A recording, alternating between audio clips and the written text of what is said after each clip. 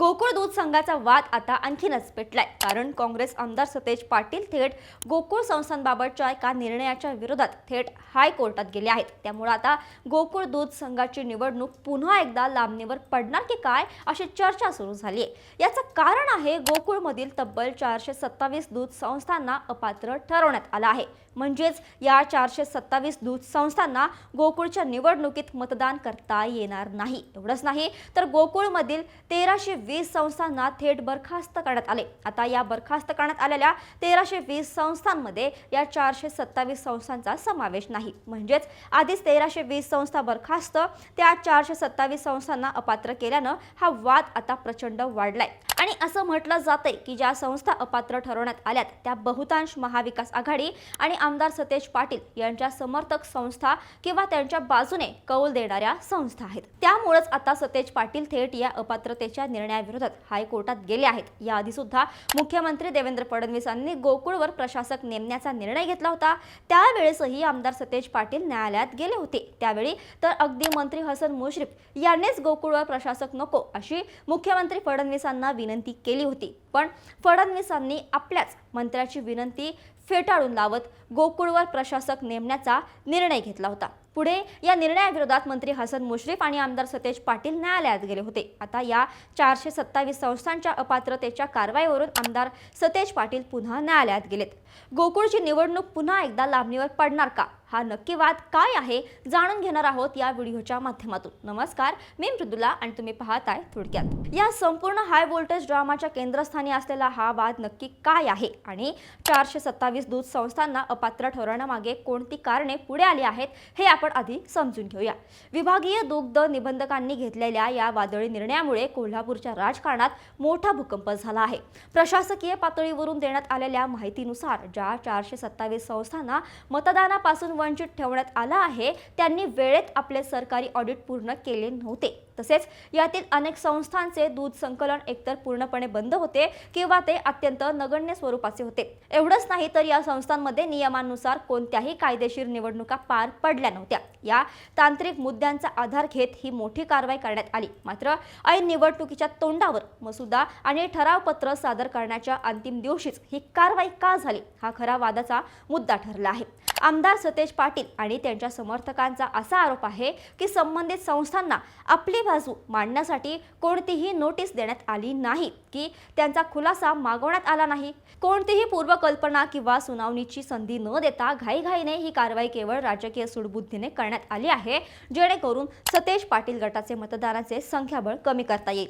या कारवाईमुळे केवळ मतदानाचा अधिकारच हिरावला गेला नसून या संस्थांचे सदस्यत्व देखील धोक्यात आलं आहे। त्यामुळेच सतेज पाटील यांनी या हुकुमशाही कारभाराला आव्हान देण्यासाठी मुंबई उच्च न्यायालयाच्या कोल्हापूर सर्किट बेंचमध्ये धाव घेतली असून यावर 8 जून रोजी होणाऱ्या सुनावणीकडे संपूर्ण राज्याचं लक्ष लागलं आहे। आता हा वाद इतका टोकाचा का झाला आहे हे समजण्यासाठी आपल्याला गोकुळ म्हणजेच कोल्हापूर जिल्हा सहकारी दूध उत्पादक संघाचा इतिहास आणि त्याचे जिल्ह्यातील महत्त्व समजून घेणं गरजेचं आहे। गोकुळ हा केवळ एक दूध संघ नसून ती कोल्हापूर जिल्ह्याची आर्थिक वाहिनी आहे। ग्रामीण भागातील लाखो शेतकरी, दूध उत्पादक आणि हजारो सहकारी संस्थांचे अर्थकारण पूर्णपणे गोकुळवर अवलंबून आहे। गोकुळच्या सत्तेच्या चाव्या ज्याच्या हातात त्याचे कोल्हापूरच्या राजकारणावर आणि पर्यायाने जिल्ह्याच्या अर्थकारणावर मजबूत नियंत्रण राहतो, हा आजवरचा इतिहास आहे। गेल्या 6 दशकांहून अधिक काळ गोकुळने कोल्हापूरच्या ग्रामीण अर्थव्यवस्थेला आकार दिला आहे। या गोकुळ दूध संघावर तब्बल 25 वर्ष धनंजय महाडिक यांचे चुलते आणि कोल्हापूरच्या राजकारणातील मातब्बर नेते महादेवराव महाडिक यांचे निर्विवाद वर्चस्व होते। महाडिक गटाची गोकुळवरील पकड इतकी मजबूत होती की त्यांना तिथून हलवणं अशक्य मानलं जात होतं। परंतु मागील निवडणुकीत जिल्ह्याच्या राजकारणाने मोठी कूस बदलली। सतेज पाटील, हसन मुश्रीफ, प्रकाश आंबेडकर, विनय कोरे या सर्व पक्षीय नेत्यांनी एकत्र येत गोकुळ परिवर्तन आघाडी स्थापन केली आणि महाडिक यांच्या 25 वर्षांच्या सत्तेला सुरुंग लावला। सत्तांतर झालं खरं, पण गेल्या 5 वर्षातील गोकुळचा कारभारही तितकाच वादग्रस्त ठरला। विरोधकांनी विद्यमान सत्ताधाऱ्यांवर बेबंदशाही, अनागोंदी आणि कोट्यवधी रुपयांच्या भ्रष्टाचाराचे गंभीर आरोप केले। या सततच्या वादांमुळे आणि तक्रारींमुळे शेवटी फडणवीस यांनी गोकुळ प्रशासक नियुक्त करण्याचा अभूतपूर्व निर्णय घेतला।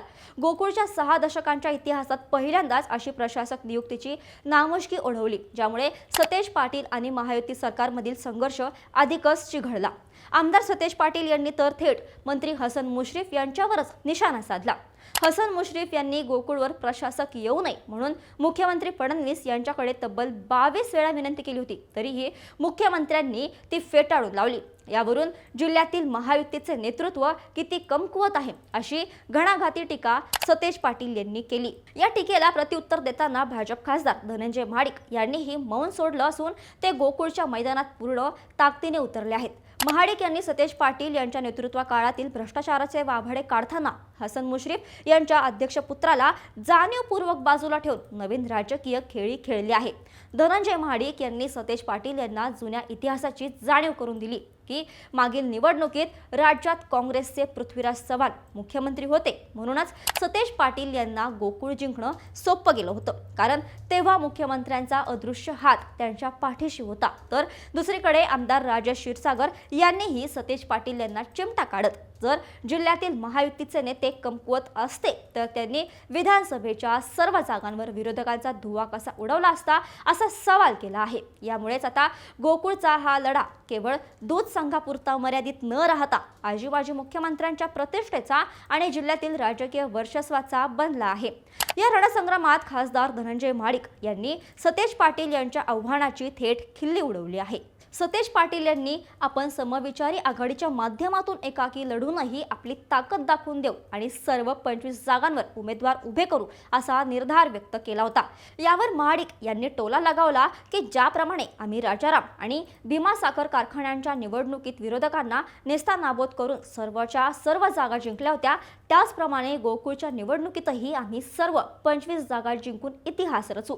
महाडिक गटाकडून मिळालेल्या या कडव्या आव्हानामुळे सतेज पाटील यांना आता आपली राजकीय प्रतिष्ठा पणाला लावावी लागणार आहे। एकीकडे 1320 संस्था आधीच अवसायानात काढण्याच्या प्रक्रियेत असताना त्यात नव्या 427 संस्थांची भर पडल्याने राजकीय समीकरणे पूर्णपणे बदलली आहेत। आता 8 जून रोजी हायकोर्टात काय होणार? न्यायालय या अपात्रतेच्या निर्णयाला स्थगिती देऊन सतेज पाटील गटाला दिलासा देणार की संपूर्ण निवडणूक प्रक्रियेलाच ब्रेक लावून निवडणूक पुन्हा लांबणीवर टाकणार? या न्यायालयीन लढाईकडे आणि गोकुळच्या या हाय व्होल्टेज राजकीय नाट्याकडे आता संपूर्ण महाराष्ट्राचा डोळा लागला आहे। याबद्दल तुम्हाला काय वाटतं? तुमचं मत खाली कमेंटमध्ये नक्की सांगा आणि अशाच राजकीय घडामोडी जाणून घेण्यासाठी थोडक्यातला फॉलो आणि सबस्क्राइब करायला विसरू नका।